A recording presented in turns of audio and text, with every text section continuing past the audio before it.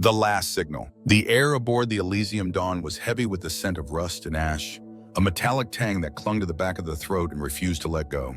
Outside the ship's cracked hull, the stars burned cold and indifferent, silent witnesses to a war no one had seen coming. Captain Marcus Cain stood at the viewport, his fists clenched so tightly his knuckles gleamed white in the dim emergency lighting.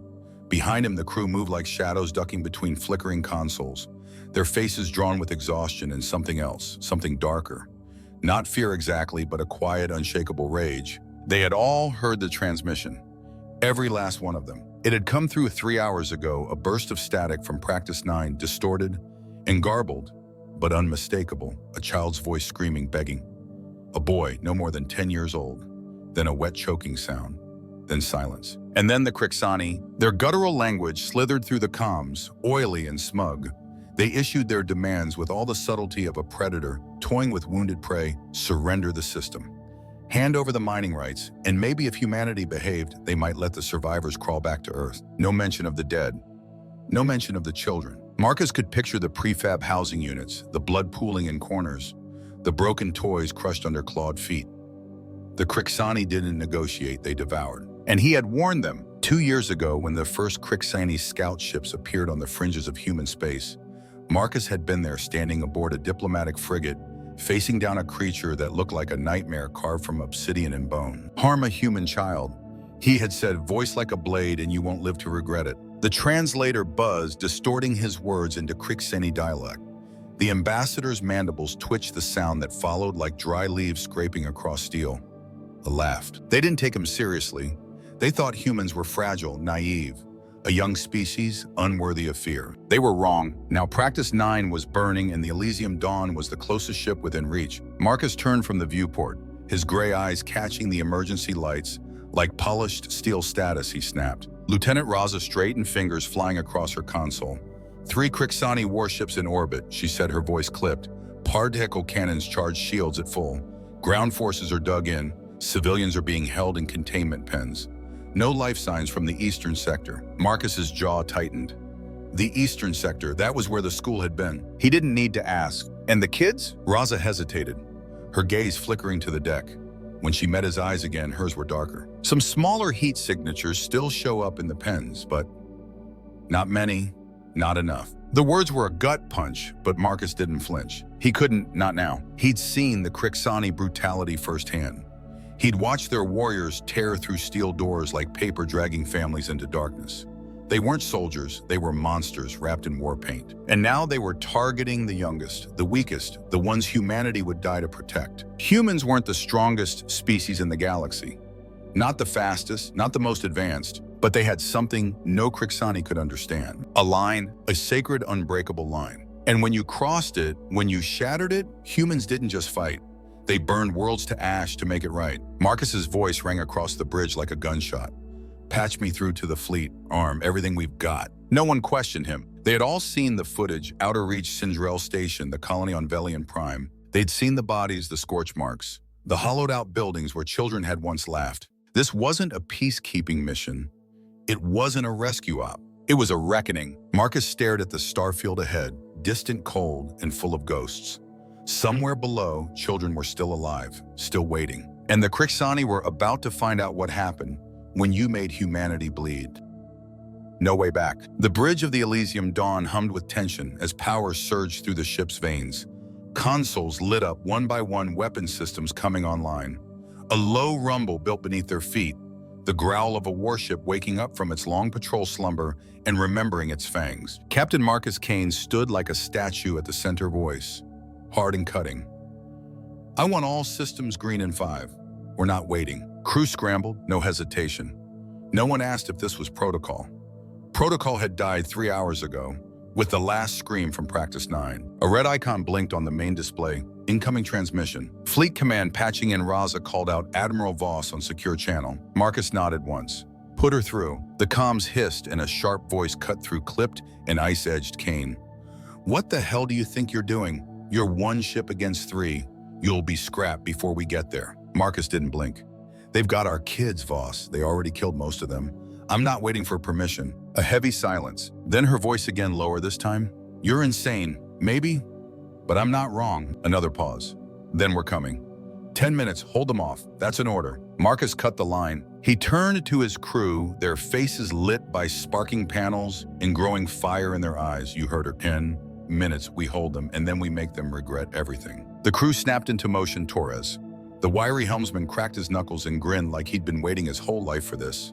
Raza tightened her gloves, eyes steely. The Elysium Dawn surged forward, breaking formation, slicing through the void like a blade drawn from a sheath. Praxis 9 loomed on the tactical display, a bruised and bleeding planet wrapped in orbiting death. 3 Cricsani warships hovered like vultures, sleek insectoid designs bristling with weapons.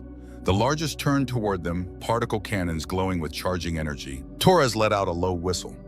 That's a lot of teeth, Cap. Then let's knock them out. A streak of violet light burst from the enemy flagship, searing past the hull and carving a glowing scar across their port side. Alarm screamed.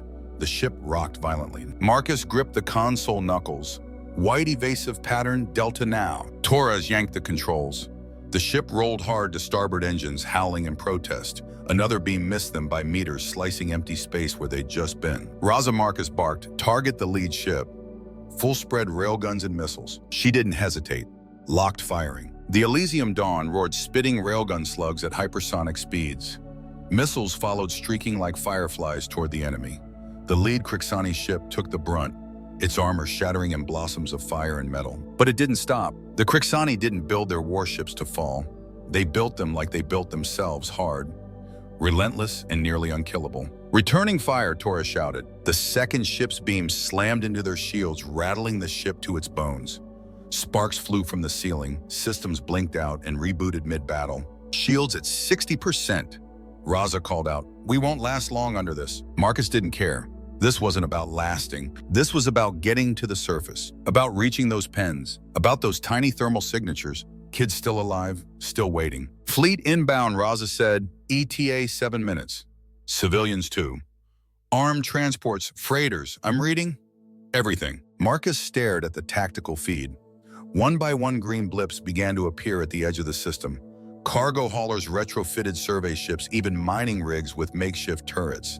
Civilian vessels not built for war, but coming anyway. None of them said no. Not today. He opened fleet-wide comms. This is Captain Cain of the Elysium Dawn. Practice 9 is under attack. Cricsani forces have murdered our people, our children. I'm going in, if you've got the stomach. Follow me? If not, stay out of my way. The response was instant. Channels lit up. Dozens of ships, roaring affirmations, locking weapons, adjusting course. No war drums, no fanfare, just fury. Marcus smiled, a thin, sharp thing. He turned to his crew. We're not here to negotiate. We're not here to survive. We're here to make them pay. Every last one of them. Reza gave a short nod, jaw clenched. Torres flexed his fingers over the helm, already lining up another shot. Outside, the Cricsani ships loomed, forming up into an attack wedge. They still thought it would be easy. They didn't know what humans became when you took something they loved. And as the Elysium Dawn tore through space toward a planet drenched in blood, Marcus Cain made a promise not just to the dead, but to the living. He'd warned them. They hadn't listened. Now they would learn. Orbit burns red. The Elysium Dawn punched forward its engines, howling as it broke into the outer kill zone. 3 Cricsani warships, sleek, jagged insectile style, turned in perfect sync to meet it, forming a wedge of firepower. Their hulls shimmered with alien alloys, and their cannons flared like the eyes of predators. Marcus Cain gritted his teeth. Torres, he barked, cut low. Use the debris field for cover. Raza, prepare a full barrage. We hit them hard. We hit them first. The void screamed as another particle beam sliced past the ship, close enough to set the hull glowing. Inside, the bridge lights flickered. Sparks flew from a secondary console. Somewhere aft, a coolant line ruptured, hissing vapor through the corridor. No one flinched. There wasn't time. Torres dove the Dawn through the wreckage of an old orbital station. Rusted plating, shattered spires, forgotten satellites. The ship skimmed past a twisted solar array so close, it tore off one of the antennas with a metallic shriek. And then they struck, firing all rails. Raza said, her voice steady. The Elysium Dawn unleashed hell. Railgun slugs tore through the dark, each one a spear of kinetic death. Missiles screamed in their wake, their trails curling like dragonfire. The lead Cricsani ship took the brunt. Explosions burst along its starboard side, armor plates spinning into space. The Cricsani returned fire. A beam struck the Dawn's aft quarter. The ship bucked, hull groaning under the pressure. Red warnings lit up across the bridge. Shields at 45, Raza called out, "Hull integrity holding." Another shot hit seconds later, and the deck lurched. Marcus caught himself on the console. His jaw clenched so tight his teeth ached. "Keep firing." Missiles slammed into the second Cricsani vessel. The explosion flared white-hot, blinding, but it kept coming, its hull venting plasma like blood from a wound but still alive. The Cricsani didn't retreat, didn't falter. They pressed forward like a tide of razors. Then the fleet arrived. From the edge of the system came a storm of green blips. Civilian ships, hundreds of them, charged into the fray. They weren't warships, they weren't trained, but they came anyway. Freighters retrofitted with salvaged turrets. Mining rigs swinging industrial arms like hammers. Old patrol ships dragged from retirement and reborn in fire. Every ship piloted by someone who had seen that same transmission, who had heard that child scream. They weren't soldiers, they were parents, miners, people, and they were furious. The Cricsani hesitated. Their wedge formation broke. One ship turned to engage the newcomers, another split off targeting the freighter line. Marcus saw his chance. Torres hard burn to port. Get us under their flanks. The Elysium Dawn shot forward, engines howling with strain. Raza unloaded a fresh volley of rail slugs into the damaged lead ship. One missile found its reactor housing and ignited. The explosion lit the void. The Cricsani ship cracked in half, its superstructure, folding like a dying insect. Debris spiraled outward, chunks of glowing armor tumbling end over end. No one on the Dawn cheered. They didn't have time. Another beam lanced across their bow, carving deep into the shields. Shields at 23%. Raza said, "We're not going to take much more of this, sir." Marcus didn't answer. His eyes were fixed on Praxis 9, on the flickering heat signatures. Dozens of them still alive, still trapped in pens. They had minutes, maybe less. "This isn't about surviving," he said quietly. "It's about getting there." The comms crackled. A new signal. A voice sharp, cold, unmistakable. Cain said, "Admiral Voss, you mad bastard, we just dropped out of hyperspace." Marcus smiled. He didn't need to ask where. At that moment, space itself seemed to crack. A ship tore through the veil of the hyperspace, massive, brutal, unstoppable. The Vindicator, Sector Fleet's flagship. Cannons the size of buildings pivoted toward the remaining Cricsani vessels and fired. The sky burned red. The second enemy ship was vaporized in a storm of kinetic death. The third tried to run, but the Vindicator was faster. Its broadside tore through shield and hull alike, gutting it with surgical precision. Within seconds, only wreckage remained. But Marcus wasn't watching the enemy ships anymore. His eyes were locked on Praxis 9. "Raza," he said, "can we land?" She glanced at the controls. Systems damaged hull, scorched shields flickering. One shot, she said, "Maybe a crash landing. No guarantees." "Do it." Torres's fingers flew across the helm. The ship turned toward the planet, its frame groaning with protest. The Elysium Dawn descended through fire. Blood and steel on the ground. The Elysium Dawn hit the atmosphere like a meteor. Hull plating glowed red-hot, sections peeled away. The ship groaned like a dying beast as it bucked and rattled turbulence, ripping through every bolt and brace. Warning sirens blared. Emergency lights stuttered. Captain Marcus Cain stood at the helm, hands gripping the rail. His jaw was clenched, his wounded arm pressed tight to his side, blood seeping into the fabric of his uniform. "Engines are barely holding," Raza shouted over the noise. "If we try to pull up, we'll shear the wings." "We're not pulling up," Marcus growled. "We land." "More like crash," Torres muttered, wrestling the controls like a man possessed. "Hold on." The Dawn slammed into the dirt outside the ruins of the colony. It skidded, bounced, tore through what was once a comms tower, then ground to a stop in a plume of dust and smoke. The forward viewport shattered. Flames licked along the hull. For a moment, everything was still. Then Marcus stirred. Bruised, bleeding, but breathing, he forced himself upright. The pain in his side screamed. His shoulder felt like it was being ripped from the bone. He ignored it. "Gear up," he barked, dragging a rifle from the weapons rack. The crew didn't hesitate. Raza's forehead was bleeding, a long cut above her brow. Torres had a busted lip and one eye already swelling shut. But they moved fast, focused. The ramp dropped with a metallic groan, and the Elysium Dawn survivors spilled into the dust-choked ruin that was once Praxis 9. The air stank burned ozone, scorched metal blood. Around them, prefab homes lay shattered. Craters pocked the landscape. Fires burned in the husks of buildings.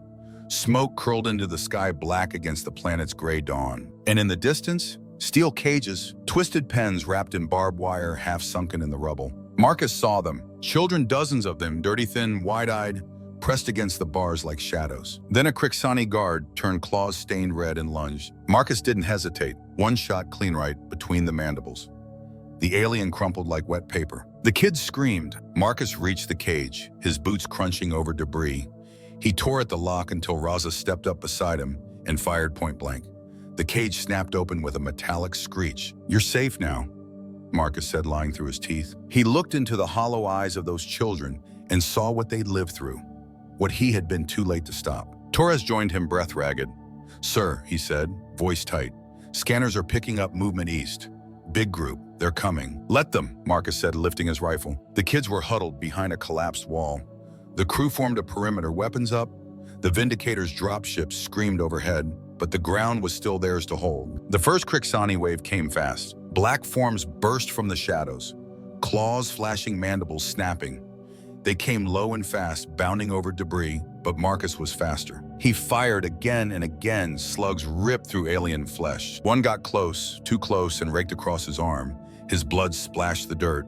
He swung the rifle like a club, cracking the creature's skull. Torres unleashed a shotgun blast that reduced another to a twitching heap. Raza dropped 3 with tight, disciplined shots. The children shrieked.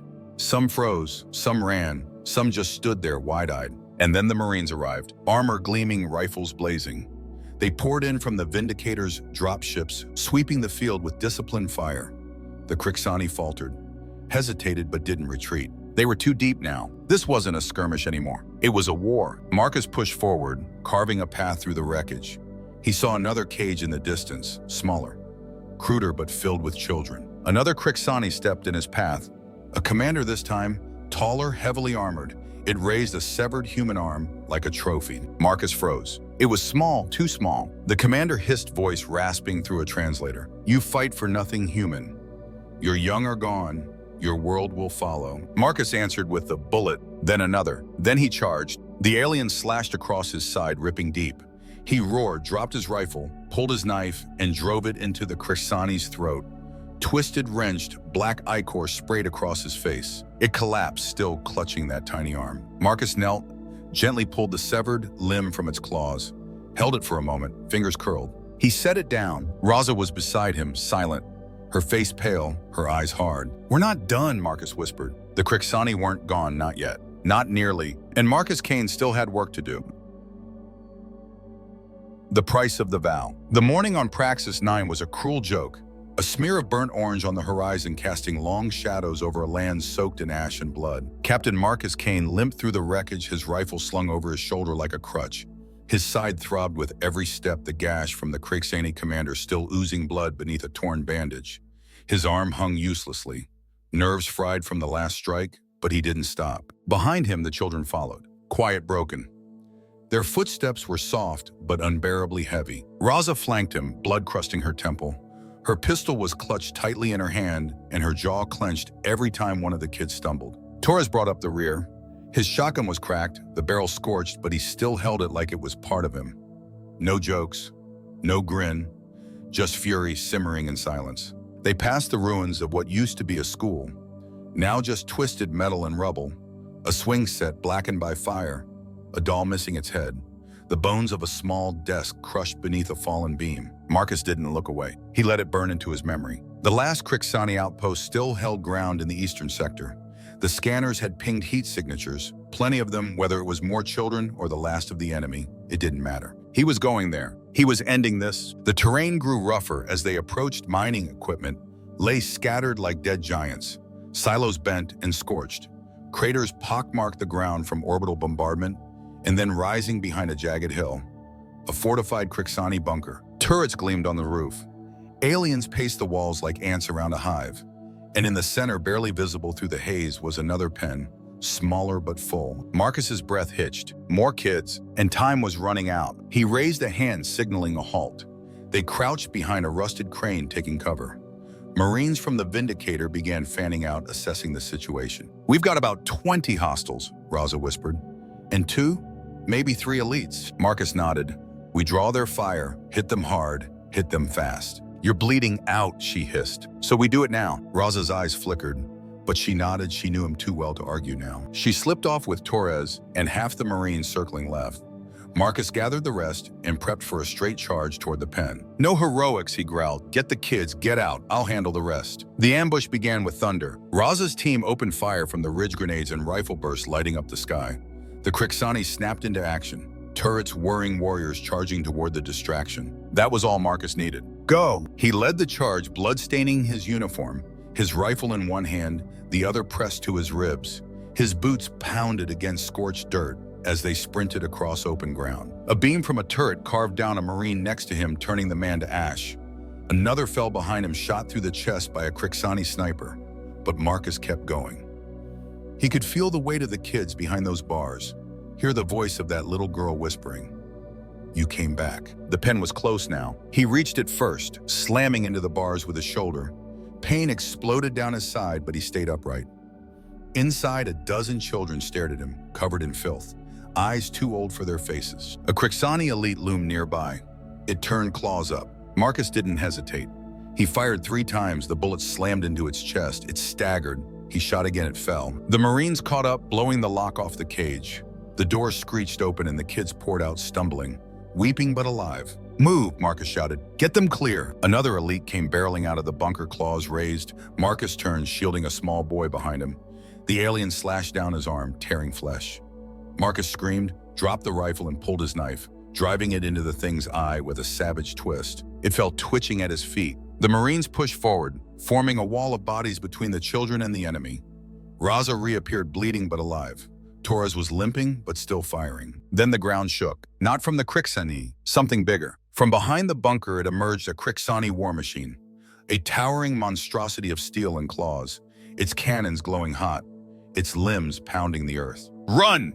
Marcus bellowed, shoving the kids toward the evac corridor. He turned to face it, alone. His rifle was gone, his knife slick with ichor, his body screaming, but he stood. The machine advanced.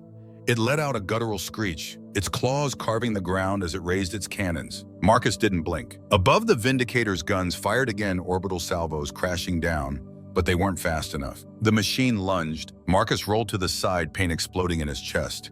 He came up beneath the beast, slashing at a hydraulic line in its leg. Black fluid sprayed, it staggered. "Raza, Torres," he roared. They were already moving. Raza firing at its sensors. Torres blasting its knees with slugs.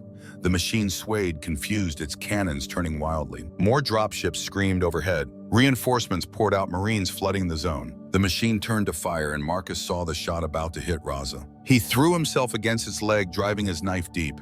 It howled, fired wildly, missed. He climbed. Blood slicked his fingers. His vision swam, but he climbed. Raza grabbed his leg, steadying him. Torres shot the joints below. Marcus reached the core, a glowing panel pulsing with energy. He stabbed it. Sparks erupted. The machine convulsed, shuddered. And then a final Vindicator strike hit it dead center, blowing it apart in a storm of fire and shrieking metal. Marcus was thrown back. He hit the ground hard. The world tilted. Raza was at his side in an instant, pressing down on his side. "Stay with me," she screamed. Torres stood guard. More Marines arrived, rounding up the kids. One girl knelt beside Marcus, the same girl from the cage. She clutched a younger boy, tears streaking her face. "You came back," she whispered. Marcus Cain, bleeding into the dust, forced a nod. "Not done yet," he rasped. The Cricsani still held ground, and Marcus still had one last promise to keep. Burn the Hive. The last Cricsani stronghold squatted on the horizon like a wounded animal. Ugly, angular, and crawling with movement, it had once been a mining complex, but now it was a fortress. Scavenged steel lined its walls. Cricsani warriors paced the perimeter, rifles slung, claws flexing. They knew the humans were coming, and they weren't running. Captain Marcus Cain stood at the edge of the shattered ridge overlooking the compound, propped against the wreckage of a broken loader. His uniform was soaked with blood, his face pale, his eyes cold steel. Behind him, Raza and Torres checked their gears, silent. Around them, the Marines tightened armor straps, checked mags, and stared down into the abyss with grim determination. The Vindicators wiped the skies. Raza said, "If we clear this, we've got the whole system." "They'll fight to the last," Torres added. "You know that?" "Good," Marcus rasped. "So will we." He turned to the group, battered, bloodied, but unbroken. "Hit 'em hard. No speeches, no mercy. We go in. We burn it to the ground." The squad moved like shadows, splitting into 3 teams. Marcus led the center, Raza and Torres took the flanks, looping around under cover of smoke and twisted debris. The Cricsani spotted them as they crossed into the kill zone. Gunfire erupted. Turrets spun, spitting blue bolts of plasma. The air hissed with heat. Marines fell 2, maybe 3, screaming as their armor cooked through, but the rest pressed on. Marcus didn't stop, couldn't. He vaulted a broken barrier, rolled behind a rusted pipe, popped up, and took 2 Cricsani down with clean shots to the throat. A warrior lunged at him.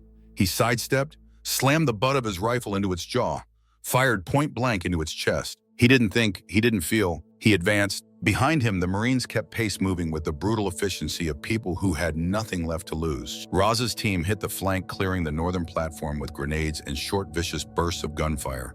Torres charged into a side tunnel, his shotgun roaring with each pull of the trigger. Cricsani screams echoed through the bunker. Marcus kicked in a reinforced door and entered a wide central chamber. Once a storage bay, now converted into a Cricsani command post. A dozen warriors turned to him. He didn't hesitate. He fired. Slugs punched through armor. Grenades lit the room in fire. Raza appeared through the smoke, flanking them. Her face streaked with blood and soot. Torres covered the rear, a pistol in one hand, a knife in the other. The Cricsani commander, a smaller one but armored in obsidian plating, screeched and leapt from a platform, claws slashing down. Marcus stepped into the blow. He took the hit across the chest armor, cracking ribs, screaming. But he didn't fall. He slammed into the alien. They hit the floor in a tangle. The commander hissed something in its native tongue, something Marcus didn't care to hear. He stabbed upward, once, twice. The alien spasmed and died. The rest faltered. Their formation shattered. The remaining Cricsani tried to flee too late. Torres dropped 2 with clean headshots. Raza and her Marines cleaned up the rest. The hive was dead. Silence fell over the outpost. Fires crackled. Dust swirled. The floor was slick with blood, red and black. Marcus stood amidst it all, his rifle hanging at his side. Raza approached slowly. "It's over," she said. He didn't respond. Not yet. He looked around at the walls built from human steel. The control console smeared with grime. The claw marks gouged into the floor near the slave pens. He saw the girl's face again. Cracked glass eyes whispering, "They took my brother." He didn't know if she'd survived the landing zone. He didn't know her name. But this place, this was where they'd broken her. So Marcus Cain lit it up. He poured fuel from a down shuttle, rigged charges on every power core and comm tower. Marines followed suit, planting demolition packs and support beams and ammo stacks. Then they backed out. As they reached the ridge, Marcus turned for one last look. He pulled the trigger and on the detonator. The fortress erupted. Steel and fire roared skyward. The shockwave rattled the bones of the dead and carried the message clear into the vacuum above. This is what happens when you take human children. Marcus dropped the detonator, turned away, and kept walking. The line they crossed. The battlefield was quiet now. Practice 9. Once a thriving colony lay broken and burned under the bruised sky. Smoke coiled upward in lazy spirals, and the scent of scorched earth clung to every breath. Captain Marcus Cain stood at the edge of the last crater, his boots sunk into blackened soil. Behind him, the Marines moved through the ruins, gathering survivors, salvaging what they could.